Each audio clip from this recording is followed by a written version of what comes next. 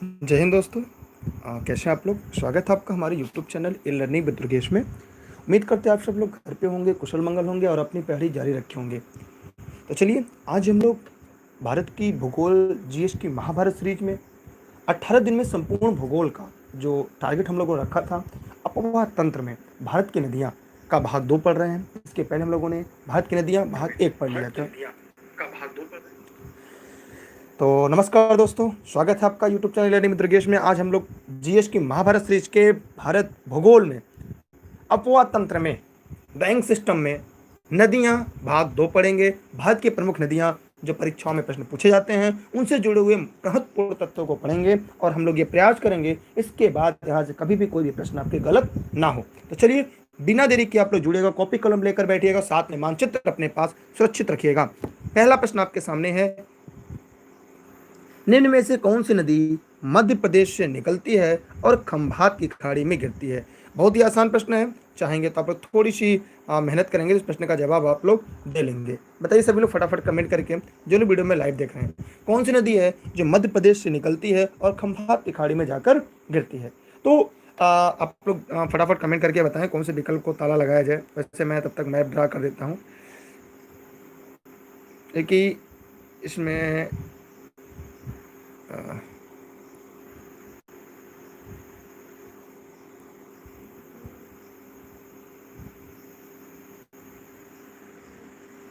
ठीक है, मानना है हमारा भारत हो गया।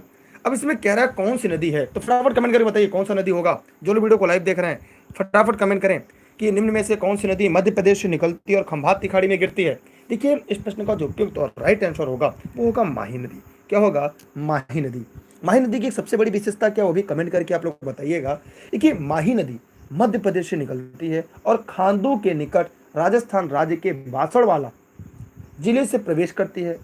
यह नदी नरबाली तक बहने के बाद दक्षिण पश्चिम दिशा में गुजरात की ओर प्रभावित होती है, फिर ये खंभात की खाड़ी में जाकर गिर जाती है।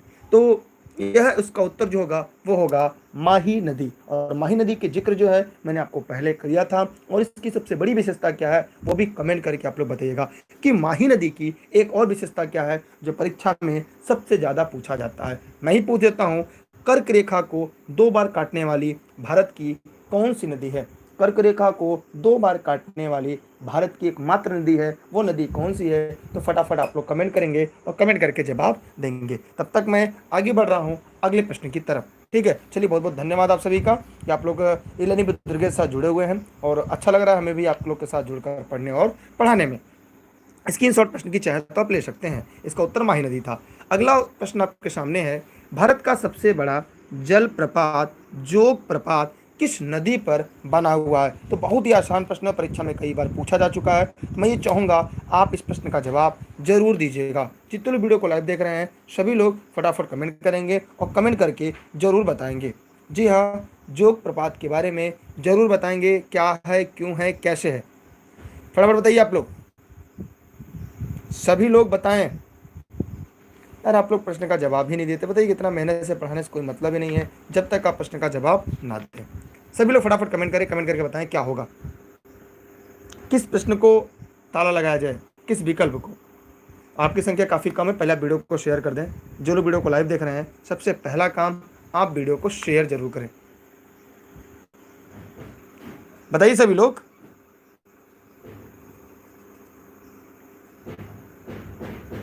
चलिए आइए इसके बारे में थोड़ी सी मैं व्याख्या करके बताता हूँ इस प्रश्न का कौन सा विकल्प सही होगा।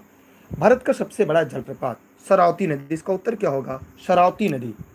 शरावती नदी कहाँ है? ये वर्ल्ड वाटरफॉल डाटाबेस के अनुसार है।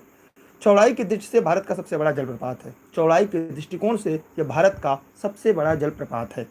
और ये कहाँ पे स्थित है? अगर हम मैप में पूछा जाए किस राज्य में है तो आप कहाँ बताएंगे? तो यह राज्य है यहाँ पे। तो अब आप बताएं ये कौन से राज्य में है। जो लोग वीडियो को लाइव देख रहे हैं वे सभी लोग कमेंट करके बताएं ये कौन से राज्य में है। देख कमेंट करना चाहिए, जवाब देना चाहिए। अगर आप कमेंट करके जवाब देते हैं तो कहीं ना कहीं हमारे और आपके जो कॉन्सेप्ट होते हैं वो पूरी अच्छी तरीके से क्लियर होते हैं। बताइए आप लोग क्या होगा, जवाब दीजिए सभी लोग। इस शरावती नदी होगा। ठीक है, ये कर्नाटक में है और शरावती नदी आयतन की दृष्टि से भारत का सबसे बड़ा जलप्रपात कावेरी नदी पर है। देखिए दो बातें हैं मैं यहाँ पे लिखना चाहूंगा आपको, आयतन के दृष्टिकोण से और चौड़ाई के दृष्टिकोण से। तो चौड़ाई के दृष्टिकोण से भारत का सबसे बड़ा जलप्रपात जोग है, जोग जलप्रपात है। आयतन की दृष्टि से कावेरी नदी पर बना शिव समुद्रम है। कौन है? शिव समुद्रम।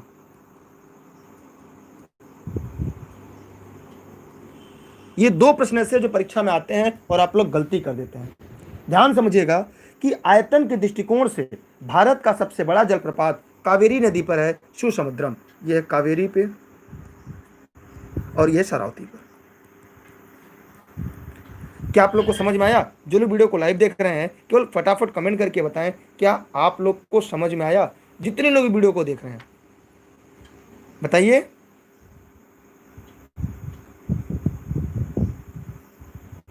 नहीं बताएंगे तो भैया हम क्या कर सकते हैं। चलिए तब आगे देखते हैं हम लोग। यहां से इसका उत्तर शरावती नदी होगा। मैं अगले प्रश्न की तरफ बढ़ रहा हूं, लेकिन आप लोग से निवेदन है कि वीडियो को पहले लाइक कर लें, उसके बाद शेयर कर दें, क्योंकि सभी लोगों तक पहुंचा दें आप जितने लोग वीडियो को लाइव देख रहे हैं। ये क्लासेस प्रतिदिन रात 9:30 बजे ई लर्निंग विद दुर्गेश पर चलती है। मैं आगे बढ़ रहा हूँ अगले प्रश्न की तरफ। अगला प्रश्न आपके सामने है, गंगा नदी किसका उदाहरण है? गंगा नदी किसका उदाहरण है? फटाफट कमेंट करके जवाब दीजिएगा कि गंगा नदी किसका उदाहरण है। बहुत आसान प्रश्न है सर, गंगा नदी किसका उदाहरण है? जी हाँ, गंगा नदी किसका उदाहरण है? सभी लोग फटाफट कमेंट करके जवाब दें कि गंगा नदी किसका उदाहरण है। बहुत आसान प्रश्न बताइएगा। देखिए अगर हम इसके बारे में स्टार्टिंग में मैंने बताया था, मैंने पेड क्लास की वीडियो कुछ आप लोग को उपलब्ध कराई थी। अगर आपने उसे देख लिया होगा, उसे अपने तैयार कर दिया होगा, तो शायद आपको ये कॉन्सेप्ट पूरी तरह से क्लियर हुआ होगा। बताइए, कमेंट करके जवाब दीजिए। सभी लोग जवाब दिया। देखिए प्रश्न का जवाब गलत हो या सही देना चाहिए, क्योंकि यहाँ पे गलती कर सकते हैं, परीक्षा हल में आपसे गलतियां नहीं होनी चाहिए। यहाँ पे जितनी चाहे गलतियां कर सकते हैं। देखिए एक होगा पूर्ववर्ती अपवाह। क्या होगा इसका? पूर्ववर्ती अपवाह होगा। अभी इन सभी के बारे में मैं कहेंगे, आप एक एक लाइन में पढ़ा के बता दूंगा इन सभी का मतलब क्या होता है। ठीक है, देखिए हिमालय की जो नदियां हैं वो पूर्ववर्ती अपवाह तंत्र के उदाहरण। हिमालय की जितनी भी नदियां हैं, जितनी भी हिमालयी नदियां हैं, वे सभी किसकी? पूर्ववर्ती अपवाह तंत्र का उदाहरण है। अब सर ये पूर्ववर्ती अपवाह तंत्र क्या होता है? आपके मन में भी सवाल होगा, सर ये पूर्ववर्ती अपवाह तंत्र क्या होता है? तो जरा कमेंट करके बताएं, किसी को अगर ये पता हो कि पूर्ववर्ती क्या होता है, इसका क्या मतलब होता है, बताएं सभी लोग कमेंट करके। चलिए आइए इसके बारे में थोड़ी सी आपको जिक्र करता हूँ, थोड़ी बातें मैं यहाँ पे आपको बता भी देता हूँ। देखिए पूर्ववर्ती नदियाँ वे नदियाँ होती हैं जो हिमालय के उत्थान के क्रम में निरंतर अपर्दन कार्य करती रही। मतलब ऐसी नदियां, एक तरफ हिमालय बन रहा है, हिमालय हिमालय आपका बन रहा है, दूसरी तरफ इसको काटने का भी काम कर रही है। हिमालय बन रहा है, काटने का, अपर्दन करने का काम कर रही है, गार्ज बना रही है, महाखड्ड बना रही है। इस प्रकार की नदियां अगर आप देखें तो जरा उदाहरण में बताएं कमेंट करके कौन कौन सी नदियां होती हैं। सभी लोग फटाफट कमेंट करके बताएं। जो लोग वीडियो को लाइव देख रहे हैं फटाफट कमेंट करके बताएं। कल की नदी क्लास आप लोगों ने पूरा देख लिया था, आज उसके आगे क्लास है, पहले तो शेयर कर दे, सभी लोगों को पहुंचा तो दे। ये पूर्व में बहना नहीं है। जैसे मैं आपको बता दूं, जैसे कोई नदी है, पूर्ववर्ती नदी किसे कहते हैं? जैसे ये महान हिमालय हो गया, ये हिमालय हो गया। यहां से अगर कोई नदी पहले थी, अगर हिमालय बन गया तो अभी से तोड़कर अगर नदी वापस बह रही है, उसे हम पूर्ववर्ती नदी कहते हैं। उदाहरण सिंधु, सतलज, गंगा, ब्रह्मपुत्र, ये सभी पूर्ववर्ती नदियां हैं। माने हिमालय बनने के बाद भी अपना लगातार चल रही हैं, ये काटने का काम कर रही हैं। ये हिमालय को काट कर तब चल रही हैं और आकर मैदानों में बह रही हैं। तो कभी परीक्षा में पूछ दे कि पूर्ववर्ती के कौन कौन उदाहरण है, तो आपके पास तो है विकल्प यार। इतना तो तोड़कर मैं शायद ही कोई आपको पढ़ाएगा। मैं इतना पूरा तोड़कर समझा कर मैं आपके सामने व्याख्या लेकर आया हूं, ताकि कभी कोई दिक्कत ना भविष्य में, कभी भी किसी भी परीक्षा में। मैं आगे बढ़ रहा हूं अगले प्रश्न की तरफ। अगला है, गंगा को बांग्लादेश में किस नाम से पुकारा जाता है? ये मैं गंगा के बारे में थोड़ा सा आज हम लोग पढ़ लेते हैं, थोड़ा सा बड़ा पढ़ेंगे। और ये गंगा नदी आपका बहुत ही महत्वपूर्ण है और इसे आप लोग को जरूर जानना चाहिए। काफ़ी चीज़ें मैं गंगा नदी से पढ़ाऊंगा। हेडिंग डालिएगा गंगा नदी, आप लोग हेडिंग बनाइएगा गंगा नदी और एक क्रम से लिखते रहिएगा, ठीक है? कोई वीडियो प्राइवेट नहीं होती, आप एक बार दोबारा चला के देखिएगा। नदी पार्ट 1 वीडियो पड़ी हुई है, जो नहीं देखें वीडियो को दोबारा तिबारा देख लेंगे। कोई वीडियो प्राइवेट नहीं होती, क्योंकि हमारा उद्देश्य आपका सिलेक्शन दिलाना है, वीडियो को प्राइवेट नहीं करना। ठीक है, जल्दी से कॉपी कलम लेकर बैठ जाइए, क्योंकि आज की क्लास आपके लिए बहुत ही महत्वपूर्ण, ये प्रश्न आपके लिए महत्वपूर्ण होने जा रहा है। देखिए, आइए मैं आपको पहले एक एक क्रम से बताऊं। गंगा नदी जब निकलती है उसे हम गंगोत्री कहते हैं। एक एक प्रश्न लिखते चलिएगा। गंगा नदी निकलती है उसे क्या कहते हैं? गंगोत्री कहते हैं। क्या कहते हैं? गंगोत्री से गंगा निकलती है, और जब गंगोत्री से निकलती है तो इसका नाम भागीरथी होता है। क्या नाम होता है? भागीरथी होता है। और ये भागीरथी किससे मिलती है? अलकनंदा से मिलती है। किससे मिलती है? इधर से एक नदी आती है जिसका नाम है अलकनंदा। क्या नाम है? अलकनंदा। अलकनंदा से मिलती कहाँ पे? देवप्रयाग में। ध्यान से लिखते चलिएगा, देवप्रयाग मिलती है। फिर आगे चलकर ऋषिकेश है, उसके बाद हरिद्वार से यह क्या बन जाती है? यहाँ पे हरिद्वार से इसका नामकरण अब क्या होता है? गंगा हो जाता है। क्या हो जाता है? गंगा। ध्यान सुनिएगा, एकदम नोट्स बनाते चलिएगा, ध्यान देखिएगा। ये जो गंगा है निकलती कहां से? गंगोत्री से निकलती। अभी तक ये उत्तराखंड में है, अब इसके आगे कहानी ध्यान सुनिएगा। उसके बाद यह हरिद्वार से गंगा निकलती है। यहाँ पे क्या होता है? हरिद्वार। हरिद्वार से गंगा निकलने के बाद ये 5 राज्यों की यात्रा करती है। कितने राज्यों की?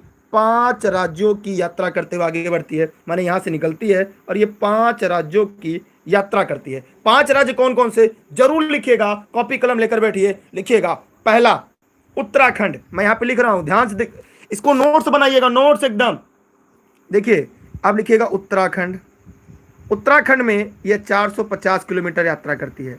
कितनी? उत्तराखंड में 450 किलोमीटर। उसके बाद यह उत्तर प्रदेश में प्रवेश करती है। कहां पे? उत्तर प्रदेश में। और उत्तर प्रदेश में सबसे लंबी दूरी तय करती है, लगभग 1000 किलोमीटर। उसके बाद गंगा उत्तर प्रदेश में 1000 किलोमीटर दूरी तय करती है। उसके बाद बिहार पहुंचती है। कहां पहुंचती है? उसके बाद बिहार पहुंचती है। बिहार में ये 405 किलोमीटर की यात्रा करती है। कितनी? 405 किलोमीटर की यात्रा करती है। फिर उसके बाद ये सबसे कम झारखंड। इसके बाद कहां पहुंचती है? झारखंड पहुंचती है। और झारखंड में सबसे कम दूरी तय करती है। कोई कमेंट करके बताए कितनी? झारखंड में 40 किलोमीटर दूरी तय करती है गंगा। 5 राज्यों में सबसे कम। उसके बाद ये पहुंचती है पश्चिम बंगाल। कहां पहुंचती है? ये पश्चिम बंगाल में पहुंचती है, वेस्ट बंगाल में पहुंचती है। और ये 520 किलोमीटर की यात्रा करती है। कितनी? 520 किलोमीटर की यात्रा करती है। उसके बाद ये गंगा जो है ये 2 भागों में टूट जाती है। कितने भागों में? 2 भागों में। कितने भागों में? 2 भागों में। यहाँ पश्चिम बंगाल में पहुंचती है 2 भागों में। एक भाग को हुगली नदी कहते हैं। क्या कहते हैं? हुगली नदी कहते हैं। और दूसरी होती है हमारी गंगा। ध्यान से देखिएगा, ये कहां पे टूटती है? कहां पे टूटती है? क्या आप लोग को पता है? ये फरक्का नामक स्थान पर टूटती है। और फरक्का नामक टूटने के बाद एक तरफ से ये हुगली हो जाती है, मतलब एक नाम इसका हो जाता है हुगली नदी। क्या हो जाता है? हुगली। और दूसरी नदी का नाम क्या होता है? कमेंट करके बताएं। हुगली नदी के किनारे ही कलकत्ता बसा है। ध्यान से बताइएगा, एक धारा इसकी नाम हो जाता है हुगली, दूसरी धारा का नाम क्या होता है? एक कॉपी कॉलम में लिख लीजिएगा। जब गंगा निकलती है तब उसका नाम भागीरथी होता है, और दोबारा यहां भी इसका नाम भागीरथी हो जाता है। ध्यान देखिएगा, भागीरथी हो जाता है। माने गंगा 2 जगह भागीरथी होती है। कब? एक जब वह निकलती है तब, और जब वह आगे बढ़ती है तो फिर भागीरथी होती है। फिर भागीरथी प्रवेश करती है बांग्लादेश में। कहाँ प्रवेश करती है? तब यह प्रवेश करती है यह बांग्लादेश में। और बांग्लादेश में इसे पद्मा के नाम से पुकारते हैं। किस नाम से? पद्मा के नाम से पुकारा जाता है। तो आपने ये देखा कि गंगा नदी को मैंने कितनी भागों में बांट दिया। यहाँ पे गंगा नदी को केवल मैंने बताया है। तो पहला काम, एक वीडियो को शेयर कर दीजिए। मैं अन्य भी की पॉइंट यहाँ पे आपको बताने जा रहा हूँ। वीडियो को पहले आप लोग शेयर कर दीजिए, कम से कम 10 ग्रुपों में शेयर करके आइए, ताकि मैं इसकी और अच्छे से व्याख्या करूँ, किसी का कोई भी टॉपिक छूटने ना पाए। जी हाँ दोस्तों, आपने एकदम सही सुना। आप इस वीडियो को सबसे पहला काम शेयर करके। पहला प्रश्न बनेगा कि गंगा नदी जब निकलती है तो उस समय उसका नाम क्या होता है? उस समय उसका नाम भागीरथी होता है। और पश्चिम बंगाल में जब फरक्का से टूटती है तब भी उसका नाम भागीरथी और एक का नाम हुगली होता है। यही भागीरथी जब और आगे चलती है तो इसका नाम पद्मा हो जाता है। बांग्लादेश में क्या हो जाता है? पद्मा। क्या हो जाता है? पद्मा। और ये पद्मा फिर उधर से मिलती है, किधर से? ये पद्मा मिलती इधर से आ रही आपके क्या नाम इसका भूल जा रहा है, ब्रह्मपुत्र से, और बन जाती है मेघना। इस प्रकार हम लोगों ने देखा कि पद्मा जमुना जब मिलती हैं तब इसका नाम होता है मेघना। और इस प्रकार गंगा नदी 2525 किलोमीटर लंबी यात्रा करती है। भारत में उद्गम होने के बाद यह भारत की सबसे बड़ी, सबसे लंबी नदी है। इसका उद्गम गंगोत्री की हिमानी से होता है और यह भागीरथी और अलकनंदा देवप्रयाग नाम से, देवप्रयाग में आकर मिलती है। फिर हरिद्वार से मैदानी भागों में प्रवेश करती हैं और फिर आगे चलकर दाएं तरफ से, इसके दाएं और बाएं दो तरफ होते हैं, फिर यमुना नदी आकर पश्चिम दिशा से मिलती है। जो यमुना नदी मिलती है इलाहाबाद में मिलती है। यमुनोत्री से निकलने के बाद, यहाँ से यमुनोत्री से निकलने के बाद इलाहाबाद में यमुना नदी मिलती है। जी हाँ, यमुना नदी मिलती है। फिर आगे चलेंगे, देखेंगे घाघरा मिलती है, सोन, गंडक, कोसी, ये सब मिलती हैं। फिर इसमें बहुत सारी नदियां आपस में आकर मिलती हैं। इन सभी के बारे में हम लोग आगे करेंगे, ठीक है। तो यहां तक किसी को दिक्कत हो, कोई समस्या बताएं। देखिए, सुंदरबन डेल्टा इन्हीं दोनों नदियों को, ब्रह्मपुत्र और गंगा नदी के डेल्टा पर दुनिया का सबसे बड़ा डेल्टा सुंदरबन डेल्टा बनता है। यहां तक किसी को डाउट हो तो पूछ सकता है, वरना फिर हम आगे चलते हैं। देखिए, पश्चिम बंगाल फरक्का नामक स्थान पर यह बांग्लादेश प्रवेश करती है। कहां से? फरक्का नामक स्थान से यह बांग्लादेश में प्रवेश करती है, जिसका नाम यहाँ पे पद्मा हो जाता है, ठीक है। और मेघना के नाम से बंगाली खाड़ी में गिरती है और बंगाली खाड़ी में गिरने से पहले डेल्टा का निर्माण करती है। ब्रह्मपुत्र डेल्टा हुगली मेघना नदियों के बीच बनता है, ठीक है। मैं अगले प्रश्न की तरफ बढ़ रहा हूं। आप लोग कमेंट करके बताएं, क्या आप लोग को समझ में आ गया? जितने लोग इस वीडियो को देख रहे हैं वे लोग फटाफट कमेंट करें, कमेंट करके बताएं।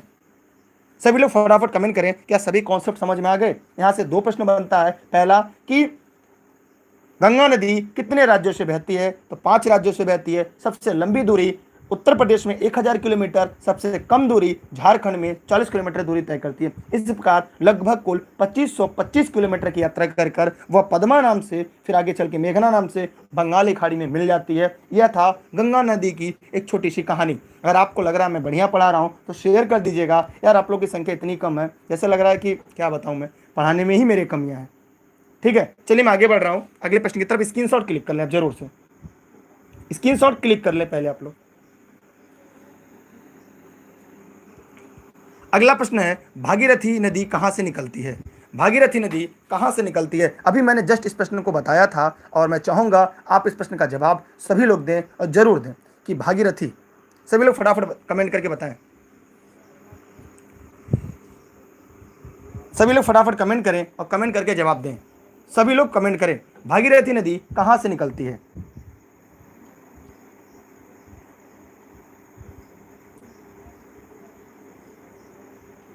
देखिए, यहाँ पे दो प्रश्न होता है। सभी लोग फटाफट कमेंट करके बताएं कहां से, ए होगा कि बी होगा। सभी लोग फटाफट कमेंट करें और कमेंट करके बताएं। जो लोग इस वीडियो को लाइव देख रहे हैं सभी लोग फटाफट कमेंट करेंगे और कमेंट करके जरूर बताएंगे। देखिए, मेरा उद्देश्य क्या है कि आप अपने प्रश्नों को कमेंट कर कर जवाब दें और प्रश्नों का उत्तर भी बताएं, और आप उत्तर जरूर बताएंगे, मुझे इस बात का भरोसा है। आइए एक बात मैं आपको बता दूं कि जो आपकी गंगा नदी है इसका उद्गम उत्तराखंड में है। कहां पे है? उत्तराखंड का कौन सा जिला है? उत्तरकाशी जिला। वैसे मैं उल्टा लिख दिया हूं, एक मिनट रुकिएगा। यहां से एक मिनट रुकिएगा आप लोग। उत्तरकाशी जिला है, आराम से लिखते चलिएगा। उत्तरकाशी जिला है। उत्तरकाशी जिला कहां पे है? उत्तराखंड में है। उत्तराखंड से निकलती है और निकलती है जहां से, उसे कहते हैं गोमुख। कहां से निकलती है? गोमुख। अब जो गोमुख के निकट गंगोत्री हिमानी है, गोमुख के पास गंगोत्री हिमानी है। गंगोत्री ग्लेशियर है, गंगोत्री हिमानी से निकलती है और यहीं से इसे भागीरथी कहते हैं। और इसके बाद इसका नाम क्या होता है? यहीं से ये भागीरथी होती है। अगर किसी भी परीक्षा के प्रश्न में यह दोनों ऑप्शन दे, गोमुख और गंगोत्री दोनों दे, तो उस दशा में आपको गोमुख लगाना होगा। ध्यान दीजिएगा, अगर दोनों दे, गोमुख भी दे और गंगोत्री भी दे, उस दशा में आप गोमुख लगाएंगे, क्योंकि इन दोनों के बीच में 19 किलोमीटर की दूरी है। भागीरथी गंगोत्री से इनके जो बीच की दूरी है ये 19 किलोमीटर की दूरी है। कितनी किलोमीटर की? 19 किलोमीटर की दूरी है। और ये झाला के समीप सिया गंगा नदी भागीरथी में मिलती है। झाला के समीप एक नदी मिलती है, कौन सी? सिया गंगा, लिखना चाहे लिख लीजिएगा, सिया गंगा नदी मिलती है, सिया गंगा नदी मिलती है। फिर आगे चल के देवप्रयाग के पास अलकनंदा से भागीरथी मिल जाती है, फिर आगे उसे गंगा नदी के नाम से जानते हैं। यह बात आप लोग जानते रहिएगा। तो जितने लोग वीडियो को लाइव देख रहे हैं, क्या आप लोग समझ में आ गया? इसलिए इस प्रश्न में जब दोनों विकल्प देगा उस समय गोमुख लगाएंगे, अगर गोमुख नहीं होता तब हम गंगोत्री कह सकते थे। ये ग्लेशियर है और ये स्थान है, ये दोनों बातें आप लोग जानते रहिएगा। ठीक है, क्लियर? सभी लोग फटाफट कमेंट करके बताएं, क्लियर? अच्छा पूछ ले, अलखनंदा का उद्गम कहां से हुआ? कमेंट करके बताएं, अलखनंदा का उद्गम कहां से हुआ है? तो जो अलखनंदा का उद्गम हुआ है वो संतोपथ हिमानी से हुआ है। किससे हुआ है? संतोपथ, संतोपथ हिमानी से।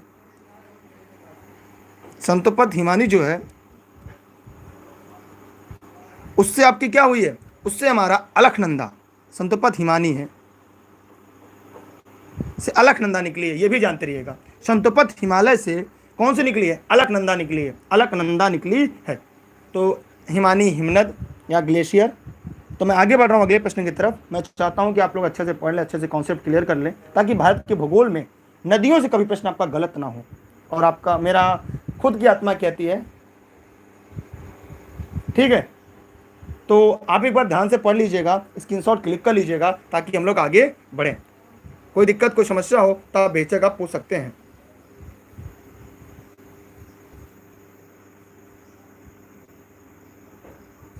ठीक है, आगे बढ़ें।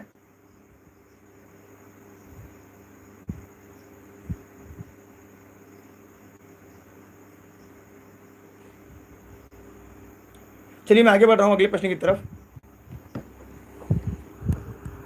अगला है, निम्न स्थान पे कहां पर अलकनंदा तथा भागीरथी मिलती हैं? तो फटाफट कमेंट करके बताएं, कहां पर अलकनंदा और भागीरथी मिलती हैं? सभी लोग फटाफट कमेंट करें, कमेंट करके बताएं। ठीक है, सभी लोग फटाफट कमेंट करके बताएं, अलकनंदा तथा भागीरथी का संगम कहां पे होता है? सभी लोग बताएं। चलिए मैं उसे एक तरफ लिख देता हूं। रुद्रप्रयाग में, यहाँ पे जो रुद्रप्रयाग है, यहाँ पे मंदाकिनी लिख लीजिएगा, स्क्रीनशॉट कर लीजिएगा। मंदाकिनी और अलकनंदा मिलती हैं, तो वहां पे रुद्रप्रयाग होता है। कर्णप्रयाग होता है पिंडार, अलकनंदा में पिंडार नदी जब मिलती है तो वहां पे कर्णप्रयाग होता है। विष्णु प्रयाग कहाँ होता है? धौली गंगा जब अलकनंदा मिलती है, धौली गंगा में जब अलकनंदा मिलती है, या अलकनंदा में जाके धौली गंगा मिलती है, विष्णु प्रयाग कहते हैं। और देव प्रयाग भैया अलकनंदा से जब भागीरथी मिलती है तब उसे हम क्या कहते हैं? देव प्रयाग कहते हैं। उसे क्या कहते हैं? देव प्रयाग कहते हैं। ठीक, क्लियर हुआ कॉन्सेप्ट सभी का? आप लोग ध्यान से पढ़ लें, समझ लें, मैंने सारे कॉन्सेप्ट को क्लियर कर दिया। इसके अलावा भी एक प्रयाग होता है, वह कौन सा होता है? कमेंट करके बताइएगा। पांचवा प्रयाग कौन सा है वो कमेंट करके जरूर बताइएगा आप लोग। ठीक है, मैं आगे बढ़ रहा हूं अगले प्रश्न की तरफ। ठीक है, तो मैं आगे बढ़ रहा हूं अगले प्रश्न की तरफ। सभी ऑप्शन को मैंने डिफाइन कर दिया है, फिर हम लोग आगे चलते हैं।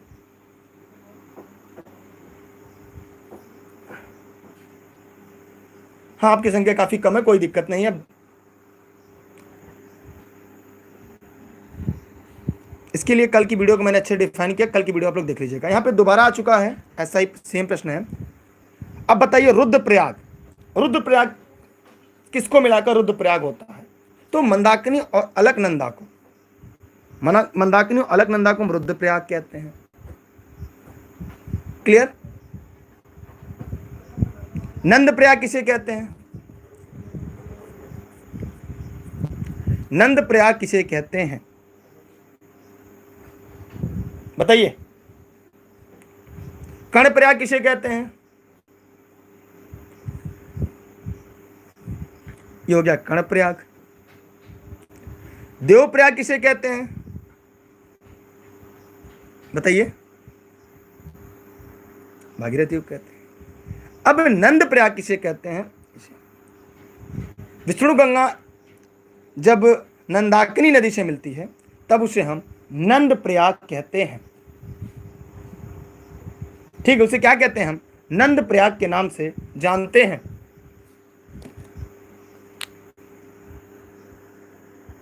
क्लियर हुआ कॉन्सेप्ट? मैंने इसको डिफाइन करके बताया था, कल अच्छे से समझाया हुआ था, पूरा मैप बनाकर, इसलिए इस प्रश्न को अच्छे से आप जानते रहिए।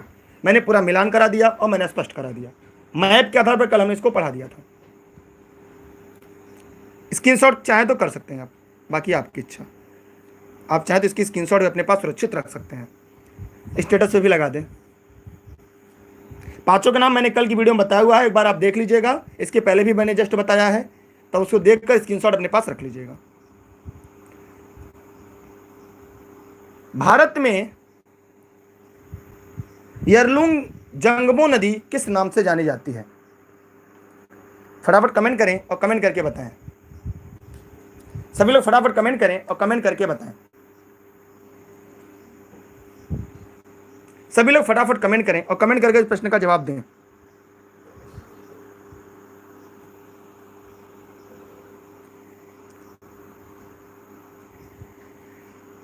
सभी लोग फटाफट कमेंट करके जवाब दे भाई प्रश्न का।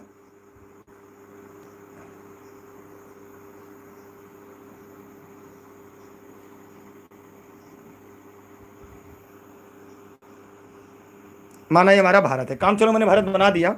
अब यहीं पे हम लोग इन नदियों के बारे में पढ़ेंगे। ठीक है, तो यहां पे ध्यान से देखिएगा, यरलुंग जंगबो किस नदी को कहते हैं? बहुत सही आप लोगों ने बताया। देखिए, ये ब्रह्मपुत्र नदी को कहते हैं। किस नदी को? ब्रह्मपुत्र नदी को कहते हैं। ये तिब्बत के आंशिक ग्लेशियर से निकलती है, तिब्बत के यहाँ से आंशिक ग्लेशियर से निकलती है और भारत में प्रवेश करती है देहांग से, फिर यहाँ से निकलते हुए फिर यहाँ पे आती है। यहाँ पे फिर आके यहाँ से गंगा से मिल जाती है, फिर गंगा से यहाँ पे मिल जाती है। तो अरुणाचल प्रदेश में शियांग नाम, देहांग नाम से प्रवेश करती है और असम में ब्रह्मपुत्र से जानते हैं, और बांग्लादेश में इसे जमुना कहते हैं। बांग्लादेश में क्या कहते हैं? इसे जमुना कहते हैं। बांग्लादेश में से किस नाम से? जमुना के नाम से जाना जाता है। और भारत में इसे यरलुंग जंगबो नदी के नाम से भी जाना जाता है। ये स्क्रीनशॉट करके रखिएगा, ऐसे प्रश्न आपको कभी कभी परीक्षाओं में देखने को मिलते हैं। इसके बारे में मैंने ब्रह्मपुत्र नदी के बारे में अच्छे से डिफाइन किया था, अच्छे से मैंने इसके बारे में बताया हुआ था। मांजुली द्वीप के बारे में मैंने आपको स्पष्ट किया था कि मांजुली द्वीप यहाँ पर है, उसके बारे में मैंने व्याख्या किया हुआ था। ठीक है, तो इन सभी के बारे में हमने इसको बताया था। एक छोटा सा प्रश्न, जब ये निकलता तब इसका नाम सांगपो होता है। बाकी कल के लेक्चर मैंने इसके पांचों नाम के बारे में व्याख्या किया है, इसके नाम कब कब बदलते हैं। तो इसके लिए कल की वीडियो आप एक बार देख लीजिएगा, ध्यान से देखिएगा, ताकि आपके कॉन्सेप्ट क्लियर हो जाए। ठीक है, एशिया का सबसे बड़ा नदी द्वीप किस नदी पर बनता है? कमेंट करके बताइएगा। एशिया का सबसे बड़ा नदी द्वीप किस नदी पर बनता है? कमेंट करके बताइएगा। ठीक है, अरुणाचल प्रदेश में इसे देहांग कहते हैं। अरुणाचल प्रदेश में इसे देहांग कहते हैं और असम में इसे ब्रह्मपुत्र कहते हैं। असम में इसे ब्रह्मपुत्र के नाम से जाना जाता है। असम में इसे ब्रह्मपुत्र के नाम से जाना जाता है। ठीक है, मैं आगे बढ़ रहा हूं अगले प्रश्न की तरफ। आप चाहे तो इस वीडियो को शेयर कर दें, अन्य लोगों तक पहुंचा दें, आप सबकी ऊपर है। मैं आगे बढ़ रहा हूं अगले प्रश्न की तरफ, ध्यान से देखिएगा, सारे कॉन्सेप्ट आपके क्लियर हो जाएंगे। मानस नदी किस नदी की उपनदी है? मानस नदी किस नदी की उपनदी है? फटाफट कमेंट करके बताएं।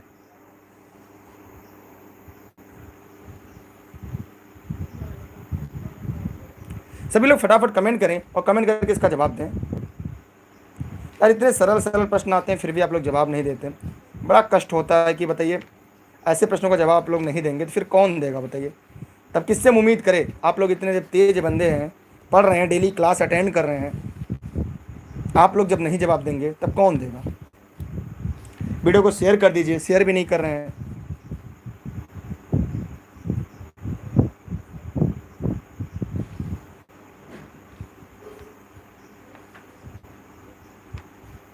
चलिए, अगर आप नहीं बताते हैं तो मैं आपको बता देता हूँ।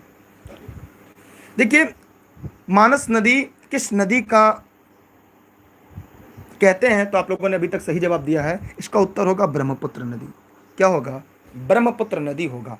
तो अगर ब्रह्मपुत्र नदी को अगर हम लोग अच्छे से पढ़ना चाहें, अगर ब्रह्मपुत्र नदी को अगर हम लोग अच्छे से जानें, तो एक बहुत ही बड़ा कॉन्सेप्ट, अभी मैंने मैप बनाकर इसे पढ़ाया था और अभी इसको मैप बनाकर मैंने समझाया भी था कि ब्रह्मपुत्र नदी क्या है, इसको प्रश्न कैसे पूछा जाता है। तो यहाँ पे ध्यान से मैं एक छोटा सा मैप ड्रा कर ले रहा हूँ ताकि आपको पढ़ाते समय, समझते समय आपको आसानी हो जाए।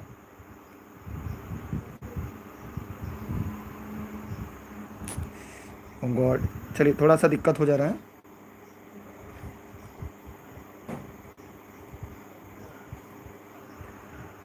एक मिनट रुकिएगा, मैं मैप तब तक ड्रा कर लेता हूँ। आप लोग उत्तर बताते रहे, मैं इसको और व्याख्या करूंगा ना।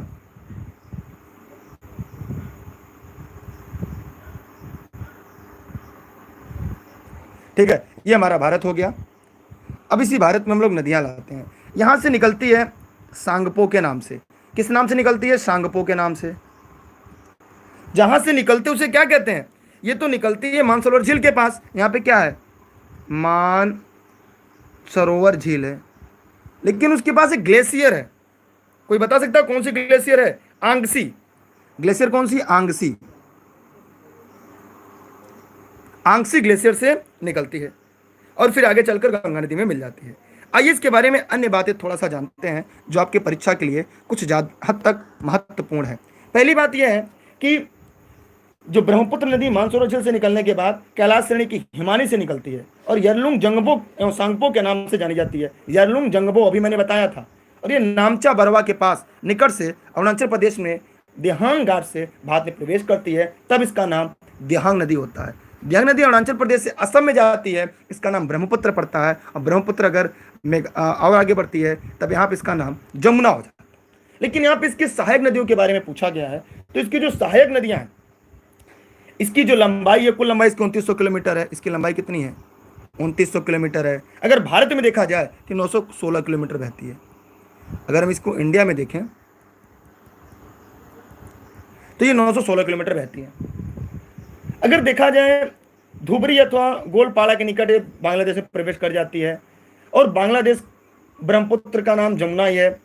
और यहाँ पे देखेंगे तो इसकी बहुत सी सारी सहायक नदियाँ हैं जो परीक्षा में बार बार पूछी जाती हैं। जैसे अगर आप लिखना चाहें तो लिख लीजिए, मैं उसकी व्याख्या बता दे रहा हूँ। तिस्ता, जयमोली, तिस्ता, कामवेग, सुबनसिरी, धनसिरी, दिहांग, दिशांग। देखिए ये तो दिहांग नदी हो गई, लेकिन इसके पीछे से जब आकर मिलती है वहाँ दिबांग है। यहाँ पे मिलती है दिबांग नदी। क्या मिलती है? दिबांग। और इस ये नदी यहाँ से दिहांग होती है। एक इसकी बहुत ही महत्वपूर्ण सहायक नदी है जो यहां से निकलती है, तिस्ता नदी। कौन सी नदी? तिस्ता नदी। तिस्ता नदी लिख लीजिएगा। तिस्ता नदी इसकी सहायक नदी है। तिस्ता नदी के बारे में अगर लिखेंगे तो आप लोग, मैं बता दूं, ये सिक्किम में निकलता है और बांग्लादेश में ब्रह्मपुत्र नदी से मिल जाता है। और भारत और बांग्लादेश के बीच इस नदी को लेकर हमेशा विवाद स्थिति रहती है, और लेकिन आज भी इसका कोई विवाद का निस्तारण नहीं किया गया है। ठीक है, मैं आगे बढ़ रहा हूं क्योंकि आप लोगों की संख्या कम हो रही है। इसका उत्तर क्या होगा? ब्रह्मपुत्र का नाम ही ये सहायक नदी है, मानस नदी इसकी सहायक नदी है। ठीक है, बराक नदी नागालैंड के माउंट जमोब से होता है और चेरापूंजी से निकलती है ये। ठीक है, और बराक नदी को बांग्लादेश में सुरमा नदी कहते हैं। मैंने पेड क्लास में पढ़ाया था। आपकी संख्या कम हो रही, इसका मतलब मैं पढ़ाने में थोड़ी सी कमी है। चलिए ठीक है, स्क्रीनशॉट क्लिक कर लीजिए, थोड़ा सा जल्दी पढ़ाता हूं। ब्रह्मपुत्र नदी तिब्बत में किस नाम से जानी जाती है? मैंने पढ़ा दिया, मैं चाहूंगा इसका जवाब दिया। ब्रह्मपुत्र को तिब्बत में किस नाम से जाना जाता है? फटाफट कमेंट करके जवाब दें। ब्रह्मपुत्र नदी को तिब्बत में किस नाम से जाना जाता है? किस विकल्प को ताला लगाए? अभी मैंने बताया सांगपो के नाम से, सांगपो के नाम से जाना जाता है।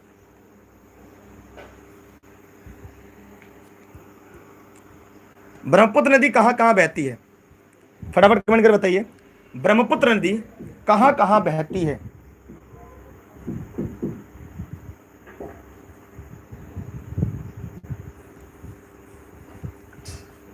बताइए आप लोग।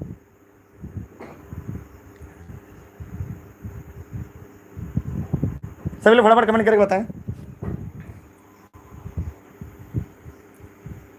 देखिए नेपाल में, सिक्किम में तो बहती नहीं। ए और बी में क्या होगा?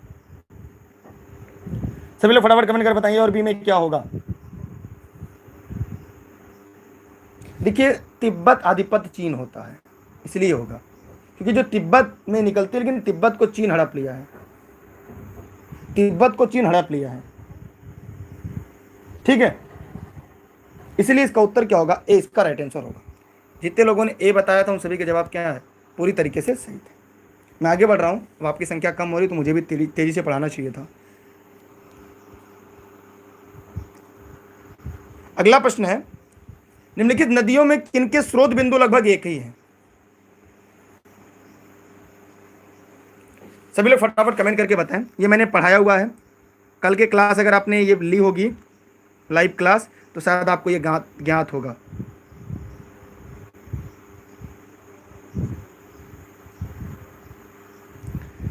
कल की क्लास अगर आपने अटेंड किया होगा शायद आपको इसका उत्तर पता होगा।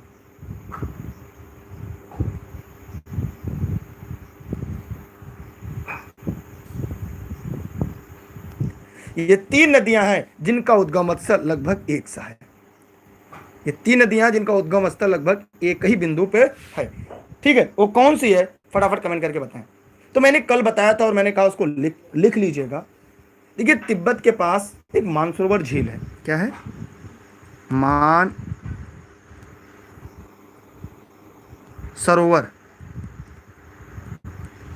मानसरोवर झील है तिब्बत के पास, यहीं पे राकस ताल है। इसी के आसपास इन तीनों नदियों का उद्गम होता है। क्या होता है? इन तीनों नदियों का उद्गम होता है। कौन कौन? एक ऊपर वाली है सिंधु, सतलज और ब्रह्मपुत्र। यहां पे दिए गए विकल्प के अनुसार यह विकल्प होगा तीसरा इसका राइट आंसर। तो जितने लोगों ने इस प्रश्न का उत्तर तीसरा बताया था उन सभी के जवाब पूरी तरीके से सही है। ठीक है, मैं आगे बढ़ रहा हूं। एक छोटा सा प्रश्न पूछ के, कृष्णा नदी का उद्गम स्थान कहां पे है? कमेंट करके बताते रहिएगा कृष्णा नदी का उद्गम स्थल कहां पर है। और आपको पता है यहां से 8 नदियां निकलती हैं। हुआंगहो निकलती है, यांगटी सिक्यांग निकलती है, सिंधु निकलती है, सतलज, ब्रह्मपुत्र, मेकांग, इरावदी। यहां से इन्हीं स्थान से मेकांग नदी निकलती है। लिखना चाहे लिख लीजिएगा, मेकांग नदी भी निकलती है। मेकांग नदी, इरावदी नदी, ठीक है, सतलज, ब्रह्मपुत्र, सिंधु पता है। हुआंगहो नदी निकलती है, वांगहो निकलती है, यांगटी सिक्यांग निकलती है। ये सभी नदियां यहीं से निकलती हैं। कौन कौन सी? लिख लीजिएगा, सिंधु, सतलज, ब्रह्मपुत्र, मेकांग, इरावदी, वांगो, यांगजी। ये सभी नदियां कहां से निकलती है? इस स्थान से निकलती हैं, मानसरोवर झील के पास में। ठीक है, राकस ताल के पास। यह है तिब्बत का पठार, जिसे दुनिया की छत कहते हैं। अगर इसकी हाइट पूछा जाए तो लगभग 4500 मीटर की ऊंचाई पर स्थित है और इसका क्षेत्रफल 2.5 मिलियन वर्ग किलोमीटर है। लेकिन इतना बेहतर पढ़ाने के बाद भी आपकी संख्या कम है। इतने इससे ज़्यादा डीप में क्या पढ़ाया जा सकता है बताइए आप लोग? अगर कोई कह दे कि इससे भी डीप में पढ़ाया जा सकता है तो भैया मुझे तो नहीं लगता। इससे भी गहराई में घुस के पढ़ाया जा सकता है। आगे बढ़ते हैं। कल की सीरीज अगर आप पढ़ेंगे तो और आपको बेहतर समझ में आएगा। यहाँ पे आप अगला प्रश्न है, शायद आपको दिखाई दे रहा होगा। कौन सी नदी भ्रंश घाटी से होकर प्रवाहित होती है? कल मैंने पढ़ाया था इसको। कौन सी नदी है जो भ्रंश घाटी से होकर बहती है? तो कल मैंने बताया था भारत की 3 नदियां हैं जो भ्रंश घाटी से होकर बहती हैं। कितनी नदियां? 3 नदियां हैं। वो 3 नदियां कहाँ कहाँ हैं जरा आप लोग कमेंट करके बताएं कौन कौन है।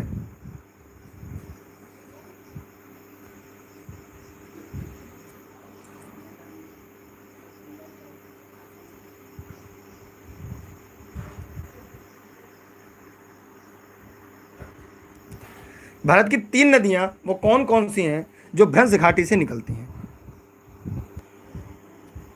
एक यहां से निकलती है,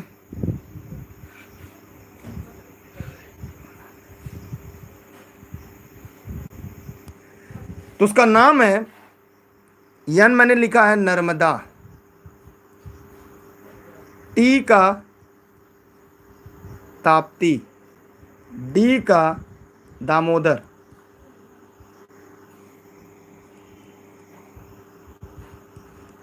तो ये भारत की 3 नदियां ऐसी हैं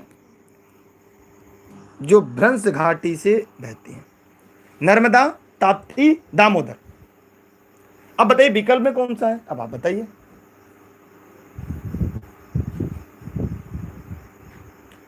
ये मध्य प्रदेश के बैतूल जिले से निकलती है, सतपुड़ा की पहाड़ियों से। ठीक है, अरब सागर में गिरती है, डेल्टा का निर्माण नहीं करती। इसका उत्तर क्या होगा? तीसरा। क्लियर? किसी को डाउट हो तो पूछ सकता है। मैप के आधार में मैं बताता हूं ताकि मैप में आपको पूरा ध्यान रहे कहाँ क्या पे है। अगर आप लोग शेयर करेंगे तो ठीक है, वरना एक प्रश्न हम लोग लास्ट पढ़ेंगे, उसके बाद आज की क्लास खत्म कर देंगे और आज नदी की टॉपिक खत्म हो जाएगी। अगर आप वीडियो शेयर कर देंगे तो मैं शायद कुछ और प्रश्न पढ़ा दूं, लेकिन अगर आप शेयर नहीं करेंगे तो आज की क्लास यहीं पे खत्म हो जाएगी। ठीक है, एक प्रश्न मैं और करा देता हूं ताकि उसके बाद कॉन्सेप्ट क्लियर। अगर आप लोग शेयर और लाइक नहीं करते हैं तो आज की क्लास यहीं पे ओवर होगी। एक प्रश्न मैं और करा देता हूं। शिव समुद्रम जलप्रपात किस नदी के मार्ग में पाया जाता है? यही जवाब दे दीजिएगा। इसी के साथ आज की क्लास आपकी खत्म हो जाएगी। ठीक है, अगर आप लोग आगे शेयर करेंगे तो मैं आगे क्लास लूंगा, वरना आज नदी पूरी खत्म हो जाएगी। अगर नदी को और अच्छे से पढ़ना चाहते हैं तो आप इसे शेयर कर दीजिएगा। मैंने इस प्रश्न को पढ़ाते समय कुछ देर पहले मैंने बताया था, एक शिव समुद्रम जलप्रपात और एक जोग जलप्रपात। कौन सा? जोग जलप्रपात के बारे में मैंने बात किया था, तब मैंने इसके बारे में बताया था। ये जो जोग जलप्रपात है, ये लंबाई के दृष्टिकोण से, अगर चौड़ाई के दृष्टिकोण से अगर लंबाई के देखा जाए तो सबसे बड़ा जोग जलप्रपात है जो सरौती नदी पर है, कर्नाटक में। लेकिन शिव समुद्रम किस नदी पर है? शिव समुद्रम यह कावेरी नदी पर है। इसे दक्षिण भारत की गंगा कहते हैं। कल मैंने पढ़ाया था, एक दक्षिण गंगा, एक दक्षिण भारत की गंगा। देखिए आज 2 प्रश्न बनते हैं, एक दक्षिण की गंगा, दूसरा दक्षिण भारत की गंगा।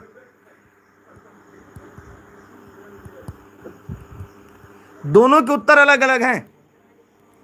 ऊपर वाले का है गोदावरी, नीचे वाले का उत्तर कावेरी। तो दोनों के उत्तर अलग अलग हैं, गोदावरी और कावेरी। तो ध्यान से देखिएगा, दक्षिण गंगा गोदावरी कहते हैं और दक्षिण भारतीय गंगा कावेरी को। अभी तो गंगा नाम से कितनी नदियां आपको पता है? मैं अभी आपको बताऊंगा, लेकिन आप शेयर नहीं करें, इसलिए मैं आज की क्लास यहीं पे ओवर करता हूं। क्योंकि कोई मतलब नहीं इतनी मेहनत से पढ़ाने से जब आप सपोर्ट नहीं करेंगे, शेयर नहीं करेंगे। गंगा नाम से कितनी नदियां आपको पता है? रामगंगा, पंचगंगा, पेनगंगा, वेनगंगा, गौरी गंगा, धौली गंगा, ऋषि गंगा, बाण गंगा, वासुकी गंगा, जाध गंगा, ऋषि गंगा, लक्ष्मण गंगा। ये गंगा नाम से इतनी नदियां हैं। और सोचिए, अगर मैं सभी की व्याख्या करूंगा तो शायद आपके समय कम पड़ जाएंगे, लेकिन आप लोग शेयर नहीं करेंगे। अब बताइए, निम्नलिखित में से कौन सी नदी दक्षिण भारत की सदा नीरी है? किस नदी को सदा नीरी के नाम से जानते हैं? किस नदी को सदा नीरी के नाम से जानते हैं? सदा नीरा माने साल भर, वर्ष भर बहती रहती है, तो कावेरी नदी है। इसलिए इसे दक्षिण भारत की गंगा कहते हैं। इसमें पूरे वर्ष गंगा नदी की भांति बहती रहती है। और ये क्लासेस प्रतिदिन रात 9:30 बजे ई लर्निंग विद दुर्गेश पे चलती हैं। बाकी सभी क्लास की लिंक आपको टेलीग्राम पे मिलेगी। अब आप बताइए कि आप लोग वीडियो को और शेयर करेंगे, मैं आगे बढ़ाऊं, या बस क्लास को ही खत्म कर दूं? बूढ़ी गंगा किसे कहते हैं? कमेंट करके बताइएगा। बूढ़ी गंगा कल मैंने पढ़ाया था। बूढ़ी गंगा किसे कहते हैं? बूढ़ी गंगा किसे कहते हैं?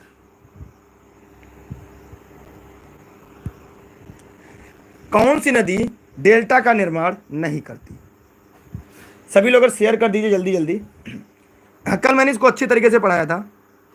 और अगर आपने कल की क्लास अच्छे से पढ़ी होगी और लिया होगा और नोट्स बनाया होगा तो इस प्रश्न को आपको हल करने में दिक्कत नहीं आएगी।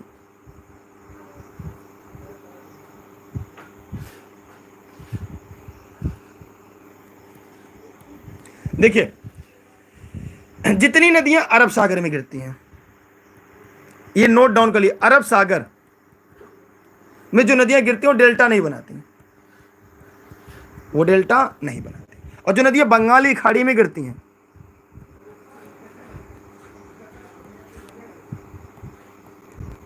वे डेल्टा बनाती हैं।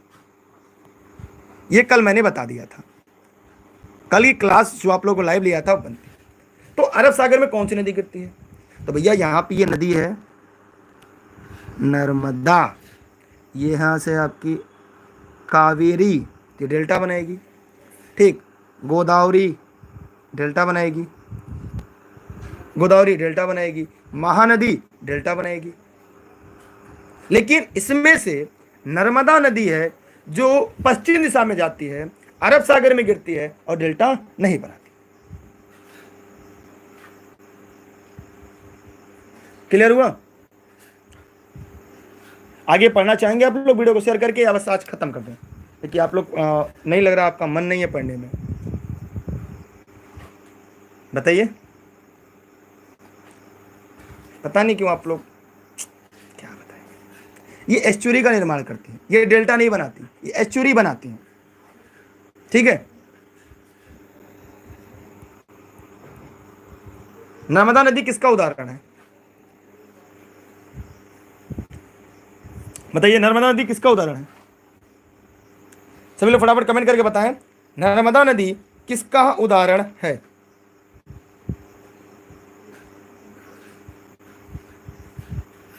एक लोग प्रश्न पूछे महानदी कहां से निकलती है, तो मध्य प्रदेश के रायपुर के सिहावा से निकलती है। रायपुर के सिहावा, मध्य प्रदेश के रायपुर सिहावा से निकलती है महानदी। एकदम मैंने इसको पढ़ाया है। भारत की 3 नदियां भ्रंश घाटी से बहती हैं, तो आप लोग को जवाब पता हो गया होगा। भ्रंश घाटी से बहती है नर्मदा, ताप्ती, दामोदर, जो आगे चलकर हुगली की सहायक बन जाती है। कौन एस्चुरी नहीं बनाती? एस्चुरी माने डेल्टा, जो डेल्टा नहीं बनाती वो एस्चुरी बनाती है। तो याद रखिएगा कि अरब सागर में गिरने वाली नदियां वो डेल्टा नहीं बनाती, वो एस्चुरी बनाती है।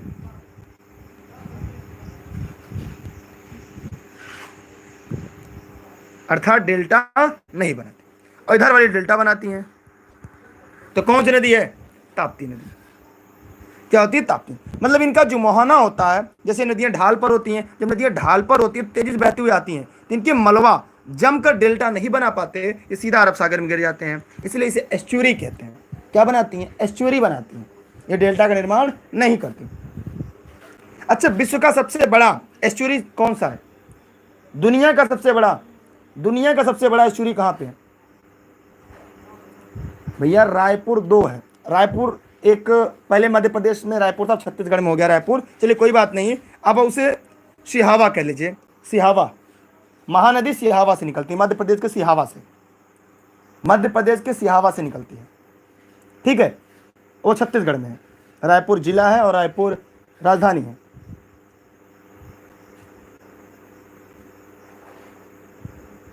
दुनिया की सबसे बड़ी एस्चुरी सेंट लॉरेंस नदी बनाती है। कौन सी? सेंट लॉरेंस नदी। दुनिया की सबसे बड़ी एस्चुरी सेंट लॉरेंस बनाती है। ठीक है, ये जानते रहिएगा, दुनिया की सबसे बड़ी एस्चुरी कौन बनाती है? सेंट लॉरेंस बनाती है।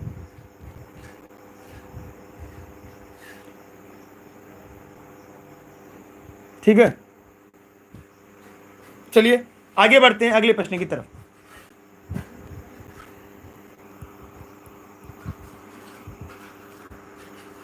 दूध गंगा नदी निम्न में से कहां है? दूध गंगा,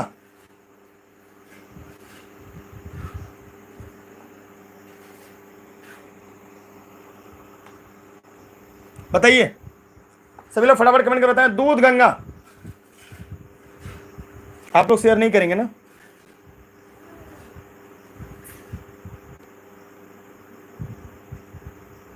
बताइए भैया। जम्मू कश्मीर, आप लोग शेयर मत करें, जल्दी जल्दी खत्म करते हैं। आप जम्मू कश्मीर में है, दूध गंगा नदी जम्मू कश्मीर बहती है।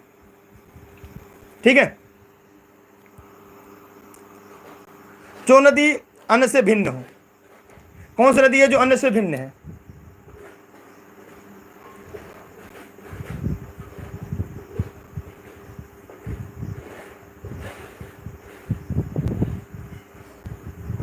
बताइए सभी लोग फटाफट।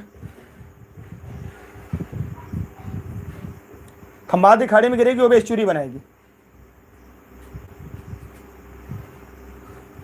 देखिए, मैंने अभी कुछ देर पहले अभी आप लोग को समझाया था मैप ड्रा करके, इसलिए मैं मैप बनाता हूं ताकि कभी प्रश्न गलत ना हो। लेकिन फिर भी आप लोग कुछ ही क्षण बाद आप लोग भूल भी जाते हैं।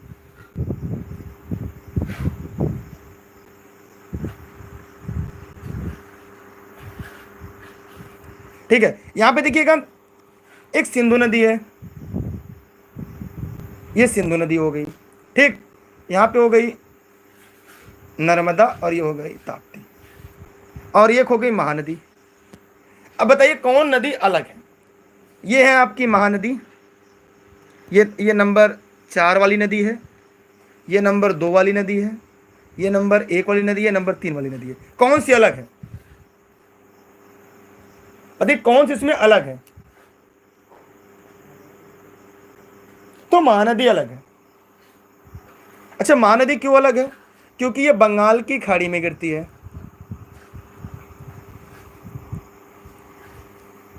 और बाकी नदियां कहां गिरती है? अरब सागर में गिरती हैं। ठीक, इतना आसान प्रश्न था। क्या था? इतना आसान था।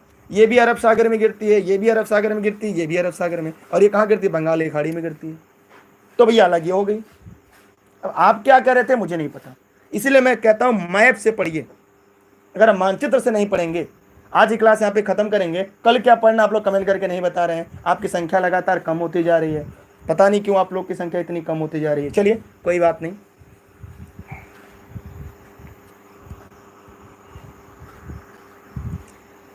कौन सी नदी एस्चुरी नहीं बनाती? बताइए फटाफट। कौन सी नदी एस्चुरी नहीं बनाती?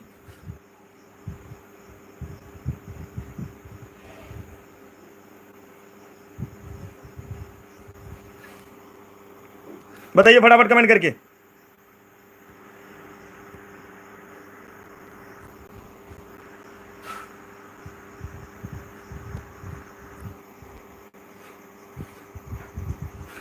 बताइए आप लोग फटाफट जवाब दिया करिए यार, आप लोग तो जवाब भी नहीं देते। से लग रहा है कि जवाब देने का पैसा कट जाएगा। शेयर नहीं कर रहे हैं, लाइक नहीं कर रहे हैं। विद्या माई कसम, फटाफट आप लोग शेयर करके आइए। तो ठीक है, फटाफट सभी लोग शेयर करें। देखिए, ये हो गया आपका नर्मदा, ये हो गई आपकी ताप्ती, ये हो गई आपकी मांडवी, ये हो गई आपकी, ये हो गई आपकी मांडवी, और ये हो गई आपकी महानदी। अब बताइए कौन एस्चुरी नहीं बनाएगी? फटाफट शेयर करिए। देखिए, क्लासेस प्रतिदिन इलानी पे दुर्गेश पे चलती है, और 9:30 बजे क्लास चलती है आपकी 9:30 पर। और क्लास की जो लिंक है हमारे टेलीग्राम पे, अगर आप अभी तक नहीं जुड़े हो जो लोग, टेलीग्राम पे आप दुर्गेश सर सर्च करके इलानी पे दुर्गेश से जुड़िएगा सभी लोग। फेसबुक पेज, इंस्टाग्राम, ट्विटर इलानी पे दुर्गेश है। आप बताइए कौन सा होगा? तो ये महानदी होगा, क्योंकि जो मांडवी है गोवा की नदी है। कहाँ की है? ये गोवा की नदी। नर्मदा, मांडवी और ताप्ती, ये सभी कहाँ गिरती हैं? अरब सागर में। और अरब सागर में गिरने वाली नदियां क्या करती हैं? एस्चुरी बनाती हैं, डेल्टा का निर्माण नहीं करती। तो यहाँ पे पूछा कौन एस्चुरी नहीं बनाती, तो जो महानदी है ये डेल्टा बनाती है, ये एस्चुरी नहीं बनाती। सोचिए प्रश्न को कितना तोड़ तोड़ कर बनाया गया है। अगर आप लगातार मेरी क्लास पढ़ रहे हैं तो अब आपको धीरे धीरे सारे दिक्कत खत्म हो गए। अब आपको सारे प्रश्न आना शुरू हो गए। आपको लग रहा होगा सर ये भी कर सकता हूँ, मैं ये भी कर सकता हूँ, ये भी कर सकता हूँ। ठीक है, मैं आगे बढ़ रहा हूं अगले प्रश्न की तरफ। दामोदर नदी कहां से निकलती है?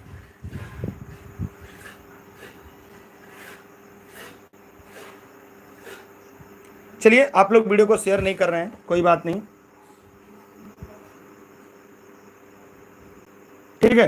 अगर आप लोग नहीं शेयर करेंगे कोई बात नहीं, ये आपकी आखिरी प्रश्न होगा तब। टेलीग्राम पे जो नहीं जुड़े जुड़ जाएंगे, दुर्गेश सर सर्च करके, ई learning with Durgesh, Instagram Twitter E learning with Durgesh. Online class के लिए 6306344367। बहुत कुछ बताना था अभी नदी में, लेकिन आप लोग की संख्या काफ़ी कम है। ऑनलाइन आप लोग ई लर्निंग विद दुर्गेश जुड़ सकते हैं, इस पर नोट्स भी उपलब्ध है, पेड क्लास सभी चीज़ें उपलब्ध हैं। देखिए, ये जो नदी निकलती है छोटा नागपुर के पठार से निकलती है। कहाँ से निकलती है? ये छोटा नागपुर के पठार से निकलती है। दामोदर नदी को भारत के राइन नदी कहते हैं। क्यों कहते हैं? इसके बहुत सारे प्रश्न है कि ऐसा क्या कारण इसे भारत के राइन नदी कहा जाता है। भारत की किस नदी में कोयला बहता है? तो दामोदर नदी में कोयला मिलता है। अगर कोयले वाली नदी पूछा जाए तो दामोदर नदी होगी। और दामोदर नदी को पश्चिम बंगाल का शोक कहते हैं। पश्चिम बंगाल का शोक कहते हैं। क्यों कहते हैं? अगर आप कहें तो मैं अच्छे से समझा दूं क्या कारण इसे शोक कहा जाता है। यहाँ पे सबसे पहले डैम कहाँ बनाए गए थे, तो बहुत सारी चीज़ें हैं जो मैं आपको यहाँ बता सकता हूँ, लेकिन यही है कि आज आपकी संख्या इतनी कम है कि खुद से तकलीफ होती है और मैं क्या पढ़ाता हूँ। शायद पढ़ाने में कोई कमी है, इस वजह से आपकी संख्या नहीं बढ़ती। ये बात तो मुझे मान लिया स्पष्ट हो गया है, लेकिन मैं ये चाहता हूँ कि आप लोग भी अगर ये बता देते हैं तो ज़्यादा अच्छा रहता। ठीक, तो दामोदर नदी का अपने आप में एक बड़ा अध्याय है, और ये जाकर आगे चलकर दामोदर नदी छोटा नागपुर के पठार से निकलती है, फिर हुगली नदी मिल जाती है। कहाँ पे? हुगली नदी की सहायक नदी बन जाती है। ये मैंने आपको बताया था, इसके बारे में पढ़ाया भी था। ठीक है, और ये भ्रंश घाटी में बहती है। धनबाद, दुर्गापुर इसी नदी किनारे पे बहती है। फुल्टा के पास मिलती है। हुगली में कहाँ मिलती है? फुल्टा के पास, लिख लीजिएगा कहीं कहीं फुल्टा, फुल्टा फुल्टा पास है, पश्चिम बंगाल में फुल्टा नामक स्थान पर यह हुगली नदी से मिलती है। और कोयले वाली नदी है, इसे भारत की राइन नदी कहा जाता है। दामोदर घाटी परियोजना इसी बनाई गई थी। सबसे बड़ा कारण क्या है? क्योंकि बाढ़ आता था, क्योंकि छोटा नागपुर पठार दोनों तरफ से पठारी हिस्सा होता था, बारिश का पानी आता था, तो जब बारिश ज़्यादा होती तो पूरा पश्चिम बंगाल डूब जाता था। उस समय वहाँ धान की खेती होती थी, धान की खेती को काफ़ी नुकसान होता था, इसलिए इसे पश्चिम बंगाल का शोक कहा जाता है। ठीक है, चलिए बहुत बहुत धन्यवाद आप सभी का। आज क्लास में ख़त्म करता हूँ। कल आप लोग मिलते हैं रात 9:30 बजे ई लर्निंग विद दुर्गेश पर, क्योंकि मैंने आपको पहले बता दिया है ये क्लासेस प्रतिदिन रात 9:30 बजे चलती हैं ई लर्निंग विद दुर्गेश पर, जिसकी लिंक आपको टेलीग्राम पे मिलती है। टेलीग्राम ऐप इंस्टॉल करके सर्च करिएगा दुर्गेश सर बिना space they E learning with Durgesh. अगर आप लोग शेयर नहीं करेंगे, संख्या कम रहेंगे, तो हम लंबी क्लास नहीं लेंगे, क्योंकि कितना भी बेहतर मैं पढ़ाऊँ और तब तक कोई मतलब नहीं निकलेगा जब तक आप लोगों तक पहुँचाएँ ना। मेहनत का प्रतिफल नहीं निकलता जब तक लोगों तक ना पहुँचे। ठीक है, कल हम लोग पढ़ने जा रहे हैं जो उसका नाम है, कल की टॉपिक अगर आप लोग जानना चाहते हो तो जान लीजिएगा। कल हम लोग पढ़ेंगे क्या क्या, दर्रा। कल की टॉपिक है दर्रा, दर्रा की पढ़ लेंगे कल हम लोग, और झील पढ़ लेंगे, और परियोजना। ये तीनों एक दूसरे जुड़े हुए टॉपिक हैं नदी से। अगर इसको नदी समझ में आ गया होगा, दर्रा, झील और परियोजना, जो बहुत ऐसी परियोजना है, उन सभी को हम लोग पढ़ लेंगे। ठीक है, तो बहुत बहुत धन्यवाद आप लोग को। क्लास कैसी लगी कमेंट करके बताइएगा। एक प्रश्न मैं पूछता हूँ, सूखी नदी किसे कहते हैं? कमेंट करके जवाब दीजिएगा। भारत की सूखी नदी किसे कहा जाता है? ठीक है, राजघाट बांध किस नदी पर बना है? राजघाट बांध किस नदी पर बना है? कमेंट करके जरूर बताइएगा। राजघाट बांध किस नदी पर बना है? भारत की सूखी नदी किसे कहते हैं? त्रिवेणी नहर किस नदी से जुड़ा है? तो ये सारे प्रश्न का जवाब आप कमेंट बॉक्स में जरूर दीजिएगा। कपिली नदी किसकी सहायक नदी है? महात्मा गांधी सेतु किस नदी पर बना है? महात्मा गांधी सेतु किस नदी पर बना है? ये सारे प्रश्नों का जवाब एक एक करके कमेंट करके देते रहिएगा। संथाल परगना में लगने वाला दुमका का हिजला मेला किस नदी के तट पर लगता है? मयूरराक्षी, ये जानते रहिएगा, मयूरराक्षी के तट पर हिजला, दुमका के हिजला नामक स्थान पर लगता है। ये एक जनजाति मेला है। तो ये सारी चीजें आप लोग जानते रहिएगा। बाकी आपकी इच्छा, वीडियो को शेयर करें ना करें, लाइक करें ना करें। तो जितने लोगों ने लाइक किया उन सभी को बहुत बहुत धन्यवाद। अनलाइक करने वाले ज़िंदगी भर ऐसे ही करते रह जाएं, क्योंकि उनका काम ही यही है। और जो लोग लाइक करते हैं वो भगवान करे दिन दूना रात चौगुना लगातार आगे बढ़ते रहें। बहुत अच्छा लगा। Bye bye, best of luck, जय हिंद, जय भारत। कल कितने लोग लाइव रहेंगे 9:30 बजे, कमेंट करके बता दीजिएगा, ठीक है। चलिए, बहुत बहुत धन्यवाद आप सभी का। Bye bye. बाकी ऑनलाइन क्लास के लिए इस नंबर पर नोट्स भी प्राप्त कर सकते हैं। ऑनलाइन क्लास टेलीग्राम पे, Facebook page, Instagram, Twitter, YouTube, e learning with Durgesh. Bye bye.